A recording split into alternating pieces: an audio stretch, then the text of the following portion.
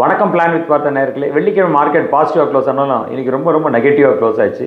Sensex கிட்டத்தட்ட 1800 point, Nifty ஒரு 600 points, நிறைய செக்டார்ஸ் வந்து ரொம்ப இறங்கியிருக்கு.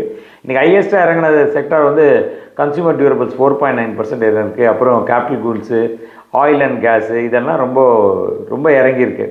நீங்கள் பார்த்தீங்கன்னா இது அட்வான்ஸ் அண்ட் டிக்ளைன் பார்த்தீங்கன்னா கிட்டத்தட்ட 213 214 பாயிண்ட்ஸ் வந்து ஸ்டாக்ஸ் வந்து அட்வான்ஸாக இருக்குது. 2800 ப்ளஸ் வந்து டிக்ளைன் ஆயிருக்கு.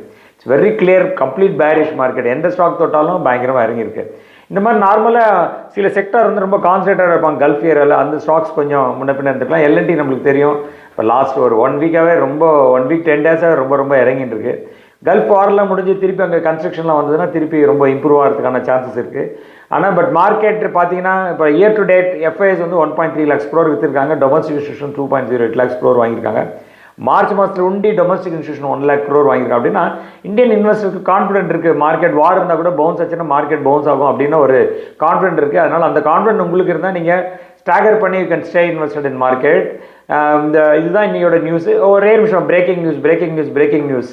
திடீர்னு ட்ரம்ப் வந்து ஒரு 5 days வந்து ஸ்டாப் பண்ணியிருக்காரு. வாரம் வந்து ஈரான் எனர்ஜி செக்மெண்ட் எதுவும் அடிக்க மாட்டேன்னு சொல்லியிருக்காங்க. இந்த பிரேக்கிங் நியூஸால் மார்க்கெட் ரியலாக திருப்பி பவுன்ஸ் ஆகுது. க்ரூட் அவரே பயங்கரமாக கிராஷ் ஆகிருக்கு. கிஃப்ட் சிட்டிலாம் பார்த்தீங்கன்னா கிட்டத்தட்ட 4% ஏறி இருக்குது. க்ரூடெல்லாம் $100 கிட்டத்தட்ட வந்திருக்கு.